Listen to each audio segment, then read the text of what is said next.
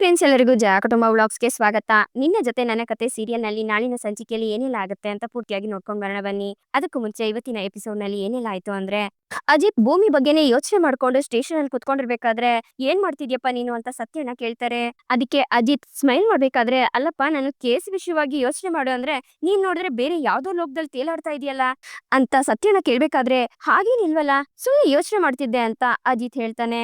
"ಅಜಿತಾ, ಒಂದ್ ಮಾತ್ ಹೇಳ್ತೀನಿ ಕೇಳು. ಈ ಮುಖ ಅನ್ನೋದು ಮನಸ್ಸಿನ ಕನ್ನಡಿ ಇದ್ದಂಗೆ. ನೋಡು, ನೀನು ನೋಡ್ತಿದ್ದಂಗೆ ಒಂದು ಗೋಚರ ಆಗತ್ತೆ. ಹಾಗಾಗಿ ನಿನ್ ಮುಖದಲ್ಲಿ ಏನಿದೆ ಅಂತ ಆ ಗುಟ್ಟು ರಟ್ಟಾಗುತ್ತೆ. ಸೊ ನಮ್ಮ ಅಜಿತ್ ಸಾಹೇಬ್ರು ಇವಾಗ ಭೂಮಿಯ ಯೋಚನಾ ಲಹರಿಯಲ್ಲಿ ತೇಲೋದಷ್ಟೇ ಅಲ್ಲ, ಅವ್ರನ್ನ ನೆನಪು ಮಾಡ್ಕೋತಾ ಇದಾರೆ ಅಂತ ಅರ್ಥ" ಅಂತ ಸತ್ಯಣ್ಣ ಹೇಳ್ಬೇಕಾದ್ರೆ, "ಹಾ, ಭೂಮಿ ಬಗ್ಗೆ ಯೋಚನೆ ಮಾಡಿದ್ದು ನಿಜ.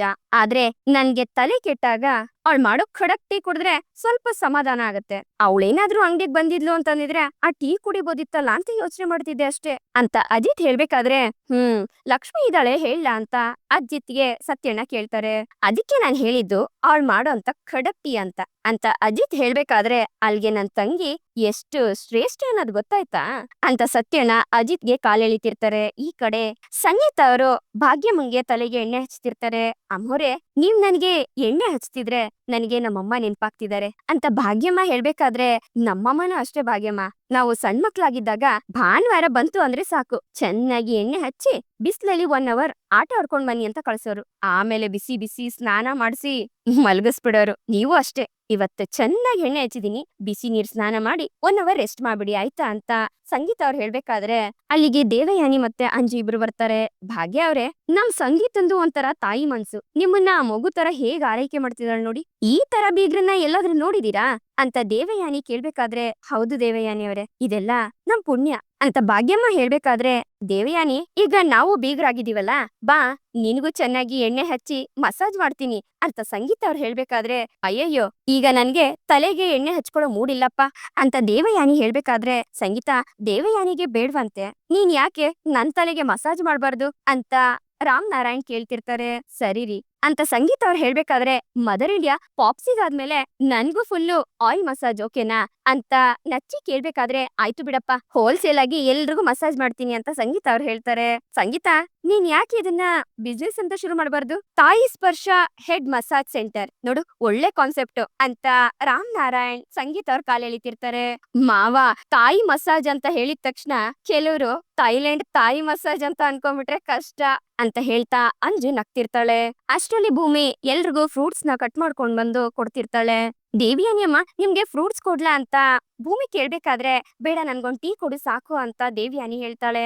ಭಾಗ್ಯಮ್ಮ, "ಜೈಲಲ್ಲಿ ಇದೆಲ್ಲ ಸಿಗ್ತಾ ಇರ್ಲಿಲ್ಲ ಅನ್ಸುತ್ತೆ ಅಲ್ವಾ" ಅಂತ ಅಂಜು ಕೇಳ್ಬೇಕಾದ್ರೆ, ಅದನ್ನ ಕೇಳಿ ಭಾಗ್ಯಮ್ಮಂಗೆ ಬೇಜಾರಾಗತ್ತೆ. ಹಣ್ಣನ್ನ ತಿನ್ನೋದಿಕ್ಕೆ ಅಂತ ಹೋದವರು ಹಾಗೆ ಸುಮ್ನಾಗ್ಬಿಡ್ತಾರೆ Bhagyamma. Anju, "what are talking" ಅಂತ ನಚ್ಚಿ ಅಂಜು ಮೇಲೆ ರೇಗಾಡ್ತಾನೆ. "ಅಂಜು, ಸುಮ್ನೆ ಇರು" ಅಂತ ದೇವಯಾನಿ ಅಂಜುಗೆ ಕಣ್ಸನ್ನೆ ಮಾಡ್ತಾಳೆ. "ಸಾರಿ, ನಾನ್ ಬೇಕು ಅಂತ ನಿಮ್ಗೆ ನೋವು ಮಾಡ್ಬೇಕು ಅಂತ ಕೇಳಿದಲ್ಲ, ಹೀಗೆ ಜನರೆಲ್ಲ ಕೇಳಿದ್ಬಿಟ್ಟೆ, ಕ್ಷಮ್ಸಿ. ಅದು ಜೈಲಲ್ಲಿ ಏನಿರುತ್ತೆ ಏನಿರಲ್ಲ ಅಂತ ಕ್ಯೂರಿಯಾಸಿಟಿ ಅಷ್ಟೇ" ಅಂತ ಅಂಜು ಹೇಳ್ಬೇಕಾದ್ರೆ, "ಇರ್ಲಿ ಬಿಡಮ್ಮ, ಆ ಜೈಲಲ್ಲಿ ಏನ್ ಕೊಟ್ರು ತಿನ್ನೋದಿಕ್ಕೆ ಮನ್ಸಾಗ್ತಿರ್ಲಿಲ್ಲ" ಅಂತ ಭಾಗ್ಯಮ್ಮ ಹೇಳ್ತಾರೆ. "ಸರಿ ಸರಿ, ಇವಾಗ ಈ ವಿಷಯನ ಇಲ್ಲಿಗೆ ಬಿಡಿ.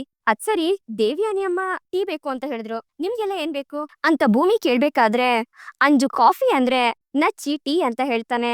"ಸರಿ ಸರಿ, ಮೈದುಗೆ ಟೀ, ಅಂಜು ನಿಮ್ಗೆ ಕಾಫಿ. ಮಾವ, ನಿಮ್ಗೆ ಕಾಫಿ ಇಷ್ಟ ಅಂತ ನನ್ಗೊತ್ತು. ನಾನ್ ಮಾಡ್ಲಾ ಅಥವಾ ಅತ್ತೆ ಮಾಡ್ಕೊಡ್ಬೇಕಾ" ಅಂತ ಭೂಮಿ ಕೇಳ್ಬೇಕಾದ್ರೆ, "ಭೂಮಿ, ನಿಮ್ಮತ್ತೆ ಮಸಾಜ್ ಸೆಂಟರ್ ಅಲ್ಲಿ ಬಿಸಿ ಇದ್ದಾಳೆ, ನೀನೇ ಮಾಡ್ಬಿಡು" ಅಂತ ರಾಮ್ ನಾರಾಯಣ್ ಹೇಳ್ದಾಗ, "ಸರಿ ಮಾವ" ಅಂತ ಭೂಮಿ ಹೋಗ್ತಾಳೆ. "ಹಾ ಮಾವ, ನೀವ್ ಅದೇನೋ ಹೇಳ್ತಾ ಇದ್ರಿ ಫೋನಲ್ಲಿ, ಕಾರ್ ಸರ್ವಿಸ್ ಅಂತ ಎಲ್ಲ" ಅಂತ ಭೂಮಿ ಕೇಳ್ಬೇಕಾದ್ರೆ, "ಹಾ ಹೌದಮ್ಮ, ನಮ್ ಗಾಡಿಗಳನ್ನೆಲ್ಲ ಸರ್ವಿಸ್ ಕಳಿಸ್ತಾ ಇದೀನಿ" ಅಂತ ರಾಮ್ ನಾರಾಯಣ್ ಹೇಳ್ತಾರೆ. "ಓ ಹೌದಾ, ಹಾಗಾದ್ರೆ ಕಾರನ್ನ ಒಂದ್ಸಲಿ ಚೆಕ್ ಮಾಡ್ಬಿಡ್ತೀನಿ ಮಾವ. ಅದು ಅರ್ಜೆಂಟ್ ಆಗಿ ಕಳ್ಸಿದಿಂದ ಬಂದ್ಬಿಟ್ವಲ್ವಾ, ನಾನ್ ಕರೆಕ್ಟ್ ಆಗಿ ಏನು ಚೆಕ್ ಮಾಡಿಲ್ಲ, ಏನಾದ್ರೂ ಬಿಟ್ಟಿದೀನ ಅಂತ ನೋಡ್ ಬರ್ತೀನಿ" ಅಂತ ಭೂಮಿ ಹೇಳ್ಬೇಕಾದ್ರೆ, "ಹಾಗಿದ್ರೆ ಇವಾಗ್ಲೇ ಹೋಗಿ ಚೆಕ್ ಮಾಡಮ್ಮ, ಅವನಿನ್ನು ಮನೆ ಹತ್ರನೇ ಇದ್ದಾನೆ" ಅಂತ ರಾಮ್ ನಾರಾಯಣ್ ಹೇಳ್ತಾರೆ. "ಸರಿ ಮಾವ, ಚೆಕ್ ಮಾಡ್ತೀನಿ" ಅಂತ ಭೂಮಿ ಕಾರ್ ಚೆಕ್ ಮಾಡೋದಕ್ಕೆ ಅಂತ ಆಚೆಗೆ ಬಂದು ಎಲ್ಲ ಚೆಕ್ ಮಾಡ್ತಿರ್ತಾಳೆ. ಹಾಗೆ ಅವಳು ಡಿಕ್ಕಿನ ಓಪನ್ ಮಾಡಿದಾಗ ಅಷ್ಟ್ರಲ್ಲಿ ಅಜಿತ್ ಅಲ್ಲಿಗ್ ಬಂದು ಭೂಮಿ ಏನ್ ಮಾಡ್ತಿದ್ಯಾ, ಏನ್ ಹುಡುಕ್ತಾ ಇದೀಯಾ ಅಂತ ಕೇಳ್ತಾನೆ. ಅಯ್ಯೋ ಸಾಹೇಬ್ರೆ, ಅದೇನಂದ್ರೆ ಮಾವ ಯಾರಿಗೋ ಫೋನ್ ಮಾಡಿ ಕಾರ್ನ ಸರ್ವಿಸ್ ಬಿಡ್ತೀನಿ ಅಂತ ಹೇಳ್ತಾ ಇದ್ರು. ಕಳ್ಸದಿಂದ ಬಂದ್ಮೇಲೆ ಕಾರಲ್ಲಿ ಏನಾದ್ರೂ ಬಿಟ್ಟಿದೀನ ಅಂತ ನೋಡ್ತಾ ಇದ್ದೆ ಅಂತ ಭೂಮಿ ಹೇಳ್ಬೇಕಾದ್ರೆ, ಸರಿ ನಾನು ಹೆಲ್ಪ್ ಮಾಡ್ತೀನಿ ಅಂತ ಅಜಿತ್ ಕೂಡ ಹುಡ್ಕೋದಿಕ್ಕೆ ಶುರು ಮಾಡ್ತಾನೆ. ಆಗ ಭೂಮಿ ಕೈಗೆ ಒಂದು ಕಾಲುಂಗ್ರ ಸಿಗುತ್ತೆ. ಸಾಹೇಬ್ರೆ, ಇಲ್ ನೋಡಿ, ಯಾವ್ದೋ ಹಳೆ ಕಾಲುಂಗ್ರ ಸಿಕ್ಕಿದೆ ಅಂತ ಭೂಮಿ ಹೇಳಿದಾಗ, ಇದ್ ನಿಂದ ಅಂತ ಅಜಿತ್ ಕೇಳ್ತಾನೆ. ಇಲ್ಲ ಸಾಹೇಬ್ರೆ, ನನ್ ಕಾಲುಂಗ್ರ ನೋಡಿ ನನ್ ಕಾಲಲ್ಲೇ ಇದೆ ಅಂತ ಭೂಮಿ ಹೇಳಿದಾಗ, ಮತ್ತೆ ಭಾಗ್ಯಮ್ಮನ ಆಸ್ಪತ್ರೆಯಿಂದ ಕರ್ಕೊಂಡ್ ಬಂದ್ರಲ್ಲ, ಅವ್ರದ್ದೇನಾದ್ರೂ ಆಗಿರತ್ತಾ ಅಂತ ಅಜಿತ್ ಕೇಳ್ಬೇಕಾದ್ರೆ, ಸಾಹೇಬ್ರೆ ಅಮ್ಮ ಇವಾಗ ಇದನ್ನೆಲ್ಲ ಹಾಕೋದಿಲ್ಲ ಅಲ್ವಾ ಅಂತ ಭೂಮಿ ಹೇಳ್ತಾಳೆ. ಕರೆಕ್ಟ್ ಅಲ್ವಾ, ಇದನ್ ನೋಡೋದಕ್ಕೆ ತುಂಬಾ ಹಳೇದಿದ್ದಂಗಿದೆಯಲ್ಲ. ಸರಿ, ಮನೆಯವ್ರ ಹತ್ರ ಕೇಳೋಣ ಬಾ ಅಂತ ಹೇಳಿ ಅಜಿತ್ ಭೂಮಿನ ಕರ್ಕೊಂಡು ಮನೆ ಒಳಗಡೆ ಹೋಗ್ತಾನೆ. ಈ ಕಡೆ ಭದ್ರ ದೇವಯಾನಿಗೆ ಕಾಲ್ ಮಾಡಿ ಆ ಹೆಂಗ್ಸು ಇರೋ ಜಾಗ ಗೊತ್ತಾಯ್ತು ಅಂತ ಹೇಳ್ತಾನೆ. ಅದನ್ನ ಕೇಳಿದ ತಕ್ಷಣ ದೇವಯಾನಿಗೆ ತುಂಬಾ ಖುಷಿ ಆಗತ್ತೆ. ಭದ್ರ, ನೀನೇನು ಯೋಚನೆ ಮಾಡ್ಬೇಡ, ಮೊದ್ಲು ಅವಳನ್ನ ಅಲ್ಲಿಂದ ಎಳ್ಕೊಂಡ್ ಬಾ ಅಂತ ದೇವಯಾನಿ ಹೇಳ್ಬೇಕಾದ್ರೆ, ಅಯ್ಯೋ ಅದನ್ನೇ ಮಾಡ್ತಿದ್ದೆ ಮೇಡಮ್, ಅಷ್ಟ್ರಲ್ಲಿ ಆ ಪೂಜಾರಿ ಮತ್ತೆ ಪೂಜಾರಿ ಹೆಂಡತಿ ಬಂದು ಅವ್ರ ಮನೆ ಕೆಲ್ಸಕ್ಕೆ ಕರ್ಕೊಂಡ್ ಹೋಗ್ಬಿಟ್ರು. ಮನೆ ಕೆಲ್ಸ ಮುಗಿದ್ಮೇಲೆ ಸಂಜೆ ರಿಟರ್ನ್ ಕರ್ಕೊಂಡ್ ಬಂದ್ ಇಲ್ಲೇ ಬಿಡ್ತೀನಿ ಅಂತ ಹೇಳಿದಾರೆ. ಈ ಸಲಿ ಯಾವ್ದೇ ಕಾರಣಕ್ಕೂ ಮಿಸ್ ಆಗೋದಿಲ್ಲ ಅಂತ ಭದ್ರ ಹೇಳ್ಬೇಕಾದ್ರೆ, ಭದ್ರ ಇವಾಗ ಜಾಸ್ತಿ ಟೈಮ್ ಇಲ್ಲ, ಅದು ಅಲ್ದೆ ಸಂಜೆ ಅವಳು ಅಲ್ಲಿಗೆ ಬರ್ತಾಳೆ ಅನ್ನೋ ಏನೋ ಗ್ಯಾರಂಟಿ. ಅಶ್ವಿನಿ ಬೇರೆ ಇವಾಗ ಸುಮ್ನೆ ಇರೋಳಲ್ಲ. ಒಂದ್ ಕೆಲ್ಸ ಮಾಡು, ಆ ಪೂಜಾರಿ ಮನೆ ಹತ್ರನೇ ಹೋಗಿದ್ದು ಅಲ್ಲಿ ಏನೇನಾಗುತ್ತೆ, ಅವಳು ಯಾವಾಗ ಆಚೆಗೆ ಬರ್ತಾಳೆ ಅನ್ನೋದ್ರ ಬಗ್ಗೆ ಗಮನ ಕೊಡು, ಅರ್ಥ ಆಯ್ತಾ ಅಂತ ದೇವಯಾನಿ ಹೇಳ್ಬೇಕಾದ್ರೆ, ನೀವೇನು ಚಿಂತೆ ಮಾಡ್ಬೇಡಿ ಮೇಡಮ್, ಈಗಲೇ ನಮ್ಮ ಹುಡುಗರುಗಳನ್ನ ಅಲ್ಲಿ ಕಳಿಸ್ತೀನಿ ಅಂತ ಭದ್ರ ಹೇಳ್ಬೇಕಾದ್ರೆ, ಯಾರಿಗೂ ಗೊತ್ತಾಗ್ದೇ ಇರೋ ರೀತಿ ಕೆಲ್ಸ ಆಗ್ಬೇಕು. ಹೌದು, ಯಾವ ದೇವಸ್ಥಾನದಲ್ಲಿ ಇದ್ಲು ಅವಳು ಅಂತ ದೇವಯಾನಿ ಕೇಳ್ಬೇಕಾದ್ರೆ, ಮೇಡಮ್ ಊರಾಚೆ ಇರೋ ಶಿವನ್ ದೇವಸ್ಥಾನ ಅಂತ ಭದ್ರ ಹೇಳ್ತಿದ್ದಂಗೆ ದೇವಯಾನಿಗೆ ಶಾಕ್ ಆಗತ್ತೆ. ಏನು, ಶಿವನ್ ದೇವಸ್ಥಾನನ? ಏಯ್, ನಾಳೆ ವ್ರತ ಮಾಡ್ತಿರೋದು ಅಲ್ಲೇನೆ, ಸ್ವಲ್ಪ ಯಾಮಾರಿದ್ರು ಎಲ್ಲ ಹಾಳಾಗೋಗುತ್ತೆ, ಆಗ ನಾನ್ ಯಾರನ್ನು ಸುಮ್ನೆ ಬಿಡೋದಿಲ್ಲ, ಹೇಳ್ತಾ ಇದೀನಿ ನೋಡು ಅಂತ ದೇವಯಾನಿ ಕೋಪದಲ್ಲಿ ಹೇಳ್ತಾಳೆ. ಮೇಡಮ್ ನೀವೇನು ಯೋಚನೆ ಮಾಡ್ಬೇಡಿ ಮೇಡಮ್, ಕೆಲ್ಸನ ನಾಳೆವರೆಗೂ ಕಾಯೋದಿಲ್ಲ, ಇವತ್ತೇ ಮುಗಿಸ್ಬಿಡ್ತೀನಿ ಅಂತ ಭದ್ರ ಹೇಳ್ತಾನೆ. ಸಾಯಿಸ್ಬಿಡು ಅವಳನ್ನ, ನನ್ನ 20 ವರ್ಷದ ಕನ್ಸನ್ನ ನನ್ಸ್ ಮಾಡೋ ನೀನು ಅಂತ ದೇವಯಾನಿ ಹೇಳಿದಾಗ, ಮೇಡಮ್ ನೀವ್ ಹೇಳೋದೆಚ್ಚ ನಾನ್ ಮಾಡೋದೆಚ್ಚ ಮೇಡಮ್, ಆದ್ರೆ ಒಂದ್ ಸ್ವಲ್ಪ ಪೇಮೆಂಟ್ ಜಾಸ್ತಿ ಆಗತ್ತೆ ಅಂತ ಭದ್ರ ಹೇಳಿದಾಗ, ನೀನ್ ಯೋಚನೆ ಮಾಡ್ಬೇಡ, ನಿನ್ನ ಹಣದ ಹಾಸಿಗೆ ಮೇಲೆನೆ ಮಲಗಿಸ್ತೀನಿ, ಇನ್ನು ಜೈಲ್ಗೆ ಹೋಗೋದ್ರ ಬಗ್ಗೆ ನಿನ್ಗೆ ಚಿಂತೆನೆ ಬೇಡ, ನಾನ್ ನಿನ್ನ ಬಿಡಿಸ್ಕೋತೀನಿ ಅಂತ ದೇವಯಾನಿ ಹೇಳಿದಾಗ, ಮೇಡಮ್ ಆ ಶಾರದನ್ ಉಸಿರು ನಿಂತೋಯ್ತು ಅಂತ ಅನ್ಕೊಂಡ್ಬಿಡಿ ಮೇಡಮ್ ಅಂತ ಭದ್ರ ಹೇಳಿದಾಗ, ಸರಿ ಆಯ್ತು, ಕೆಲ್ಸ ಮುಗಿದ್ಮೇಲೆ ನನ್ ಕಾಲ್ ಮಾಡು ಅಂತ ಹೇಳಿ ದೇವಯಾನಿ ಕಾಲ್ ಕಟ್ ಮಾಡ್ತಾಳೆ.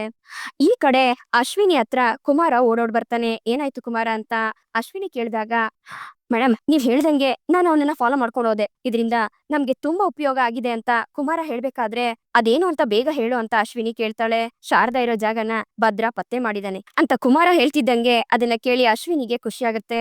ಏನು ಅಂದ್ರೆ ಶಾರದಾ ಸಿಕ್ಬಿಟ್ಲಾ ಅಂತ ಅಶ್ವಿನಿ ಕೇಳಿದಾಗ, ಹೌದು ಮೇಡಮ್, ಇವತ್ ರಾತ್ರಿ ಶಾರದನ್ನ ಕಿಡ್ನಾಪ್ ಮಾಡೋದಿಕ್ಕೆ ಭದ್ರ ಅವ್ನ್ ಹುಡುಗರ ಜೊತೆ ರೆಡಿ ಇದ್ದಾನೆ ಅಂತ ಕುಮಾರ ಹೇಳ್ಬೇಕಾದ್ರೆ, ಇವತ್ತು ಆ ಶಾರದಾ ಕಿಡ್ನಾಪ್ ಆಗೋದು ಗ್ಯಾರಂಟಿ, ಆದ್ರೆ ಅವಳನ್ನ ಕಿಡ್ನಾಪ್ ಮಾಡೋದು ಭದ್ರ ಅಲ್ಲ, ನಾವು. ಹೋಗು, ಭದ್ರ ಅವಳನ್ನ ಹಿಡಿಯೋದಕ್ಕಿಂತ ಮುಂಚೆ ನಾವೇ ಅವಳನ್ನ ಕಿಡ್ನಾಪ್ ಮಾಡ್ಬೇಕು. ನೀನ್ ಇವಾಗ ಬೇಗ ಅಲ್ಲಿ ಹೋಗಿ ನನ್ಗೆ ಲೊಕೇಶನ್ ಕಳ್ಸು, ಯಾವ್ದೇ ಕಾರಣಕ್ಕೂ ಮಿಸ್ ಆಗ್ಬಾರ್ದು, ಹೋಗು ಅಂತ ಅಶ್ವಿನಿ ಹೇಳಿದಾಗ, ಸರಿ ಮೇಡಮ್ ಅಂತ ಹೇಳಿ ಕುಮಾರ ಅಲ್ಲಿಂದ ಹೊರಡ್ತಾನೆ.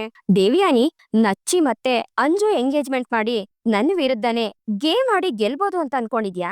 ನೋ ವೇ, ನೀನ್ ಏನೇ ಗೇಮ್ ಆಡಿದ್ರು ಕೊನೆಗದ್ರಲ್ಲಿ ಗೆಲ್ಲೋದು ನಾನು. ಆ ಶಾರದಾನ ಕರ್ಕೊಂಡು ನಾನು ದೇವರ ಸನ್ನಿಧಿ ಮನೆ ಒಳಗಡೆ ಬಂದ್ರೆ ನೀನು ಆಟೋಮೆಟಿಕ್ ಆಗಿ ಆ ಮನೆಯಿಂದ ಆಚೆ ಹೋಗ್ತೀಯ ಅಂತ ಅಶ್ವಿನಿ ಯೋಚನೆ ಮಾಡ್ತಿರ್ತಾಳೆ. ಈ ಕಡೆ ಅಜಿತ್ ಆ ಕಾಲುಂಗ್ರನ ತಗೊಂಡ್ ಬಂದು, ಅಮ್ಮ ಈ ಕಾಲುಂಗ್ರ ಏನಾದ್ರೂ ನಿಮ್ದ ಅಜ್ಜಿ, ಇದೇನಾದ್ರೂ ನಿಮ್ದ ಅಂತ ಕೇಳ್ಬೇಕಾದ್ರೆ, ಇಲ್ಲ ಆದ್ರೆ ಈ ತರದ್ ನನ್ನ ಹತ್ರ ಇತ್ತು, ಹೌದು, ಆದ್ರೆ ಅದ್ ಸ್ವಲ್ಪ ದೊಡ್ಡದಾಗಿತ್ತು ಅಂತ ಅಜ್ಜಿ ಹೇಳ್ಬೇಕಾದ್ರೆ, ಅಮ್ಮ ನೀನ್ ನೋಡು ಅಂತ ಅಜಿತ್ ಅವ್ರ ಕೈಗೆ ಕೊಡ್ತಾನೆ ಉಂಗ್ರನ. ಇಲ್ಲ ಕಣೋ, ಈ ತರ ಕಾಲುಂಗ್ರನ ನಾನ್ ನೋಡೇ ಇಲ್ಲ. ದೇವ್ಯಾನಿ ಈ ಕಾಲುಂಗ್ರ ಏನಾದ್ರೂ ನಿಂದ ನೋಡು ಅನ್ನ ಸಂಗೀತ ಅವ್ರು ಕೇಳ್ಬೇಕಾದ್ರೆ, ಇದು ನಂದಲ್ಲಪ್ಪ, ಎಲ್ ಸಿಕ್ತು ಅಂತ ದೇವಯಾನಿ ಕೇಳ್ತಾಳೆ. ಇದು ಕಾರ್ಡಿಕ್ಕಿಲಿತ್ತು ಅಂತ ಅಜಿತ್ ಹೇಳ್ತಾನೆ. ಬ್ರೋ, ಇವ್ರನ್ನೆಲ್ಲಾ ಕೇಳಿದ್ಯಾ? ಭಾಗ್ಯಮ್ಮನು ಒಂದ್ಸಲಿ ಕೇಳು, ಅವ್ರದೇ ಆಗಿರ್ಬೋದಲ್ವಾ ಅಂತ ನಚ್ಚಿ ಹೇಳ್ಬೇಕಾದ್ರೆ, ಇಲ್ಲ ಮೈದು, ಅಮ್ಮನ ಹತ್ರ ಈ ರೀತಿ ಕಾಲುಂಗ್ರ ಇರ್ಲಿಲ್ಲ ಅಂತ ಭೂಮಿ ಹೇಳ್ತಾಳೆ.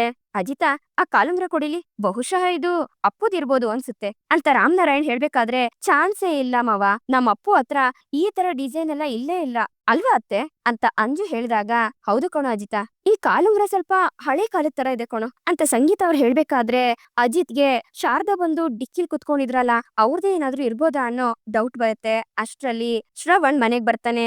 ಮಾವ, ಈ ಕಾಲುಂಗ್ರನ ಒಂದ್ಸಲಿ ನೋಡಿ, ಇದು ಶಾರದತ್ತೆದೇನಾ ಅಂತ ಅಜಿತ್ ಕೇಳಿದಾಗ, ಆ ಕಾಲುಂಗ್ರನ ನೋಡಿ ಶ್ರವಣ್ಗೆ ಖುಷಿ ಆಗತ್ತೆ. ಹೌದು, ಇದು ನಾನ್ ಶಾರದಂದೆ, ನಾನೇ ಅವಳಿಗೆ ಕೊಡ್ಸಿದಿದ್ದು ಅಂತ ಶ್ರವಣ್ ಹೇಳ್ತಾರೆ. ಅದನ್ನ ಕೇಳಿ ಮನೆಯವರೆಲ್ರಿಗೂ ಖುಷಿ ಆದ್ರೆ, ದೇವಯಾನಿ ಮತ್ತೆ ಅಂಜು ಇಬ್ರು ಶಾಕ್ ಅಲ್ಲೇ ನೋಡ್ತಿರ್ತಾರೆ. ಮಾವ, ಒಂದ್ ನಿಮಿಷ ಬಂದೆ ಅಂತ ಹೇಳಿ ಅಜಿತ್ ಮನೆ ಆಚೆ ಇರೋ CCTV ಕ್ಯಾಮ್ರಾ ಫೋಟೇಜ್ ನ ತನ್ನ ಲ್ಯಾಪ್ಟಾಪ್ ಅಲ್ಲಿ ಹಾಕೊಂಡು ಬರ್ದು ಎಲ್ರಿಗೂ ತೋರಿಸ್ತಾನೆ. ಅದ್ರಲ್ಲಿ ಶಾರದಾ ಕಾರ್ನಿಂದ ಇಳಿದು ಕ್ಲೀನ್ ಆಗಿ ಆಚೆ ಹೋಗಿರೋದು ರೆಕಾರ್ಡ್ ಆಗಿರುತ್ತೆ. ಅದನ್ನ ನೋಡಿ ಮನೆಯವರೆಲ್ಲರೂ ಶಾಕ್ ಆಗ್ತಾರೆ. ಇದನ್ನ ನೋಡಿ ದೇವಯಾನಿಗೆ ತಲೆ ಸುತ್ತದಂಗೆ ಫೀಲ್ ಆಗ್ತಿರುತ್ತೆ.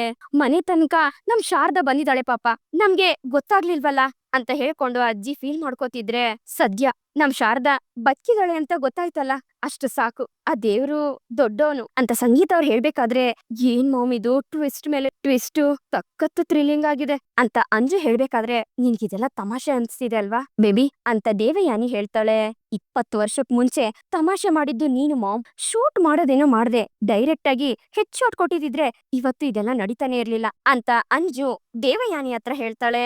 ಹೌದು, ಅತ್ತೆ ಏನು ಯಾರ್ದೋ ಮದ್ವೆಗ್ ಹೋಗೋ ತರ ತುಂಬಾ ಚೆನ್ನಾಗಿ ರೆಡಿ ಆಗಿದಾರಲ್ಲ ಅಂತ ನಚ್ಚಿ ಕೇಳ್ಬೇಕಾದ್ರೆ, ಆ ಶಾರದಮ್ ಅವ್ರಿಗೆ ಆ ಕಿಡ್ನಾಪರ್ಸೆ ಬಟ್ಟೆ ಒಡವೆ ಎಲ್ಲ ಕೊಟ್ಟು ಅವ್ರನ್ನ ಜೊತೆಲಿ ಇಟ್ಕೊಂಡಿದ್ರೇನೋ, ಇದ್ರ ಹಿಂದೆ ಯಾವ್ದೋ ಕೆಟ್ಟ ಉದ್ದೇಶ ಇದೆ ಅಂತ ನನ್ಗನ್ನಿಸ್ತಾ ಇದೆ ಅಂತ ಭೂಮಿ ಹೇಳ್ಬೇಕಾದ್ರೆ, ಇಲ್ಲೇನೋ ನಡೆದಿದೆ, ಅದಕ್ಕೆ ಅವ್ರಗಳಿಂದ ತಪ್ಪಿಸ್ಕೊಂಡು ಶಾರದಾ ಅಜಿತ್ ಕಾರ್ನ ಹತ್ಕೊಂಡಿದ್ದಾಳೆ. ಛೆ, ಅವಳೊಬ್ಳೆ ಎಷ್ಟೆಲ್ಲಾ ಕಷ್ಟಪಡ್ತಿದ್ಲು, ನಾವೇನು ಮಾಡಕ್ ಆಗ್ತಿಲ್ವಲ್ಲ, ನೆನ್ಸ್ಕೊಂಡ್ರೇನೆ ಸಂಕಟ ಆಗ್ತಿದೆ ಅಂತ ಶ್ರವಣ್ ಅವರು ಅಳ್ತಿರ್ತಾರೆ. ಮಾವ, ಶಾರದತ್ತೆ ಒಂಟಿ ಹೆಂಗ್ಸು, ಇಷ್ಟೊಂದ್ ಕಷ್ಟನ ಒಬ್ರೇ ಎದುರಿಸ್ತಿದ್ದಾರೆ ಅಂತಂದ್ರೆ ನಿಜಕ್ಕೂ ಹೆಮ್ಮೆ ಆಗ್ತಿದೆ ಅವ್ರ ಬಗ್ಗೆ, ನಾವು ಖುಷಿ ಪಡ್ಬೇಕಾಗಿರೋಂತ ವಿಚಾರ ಅದು.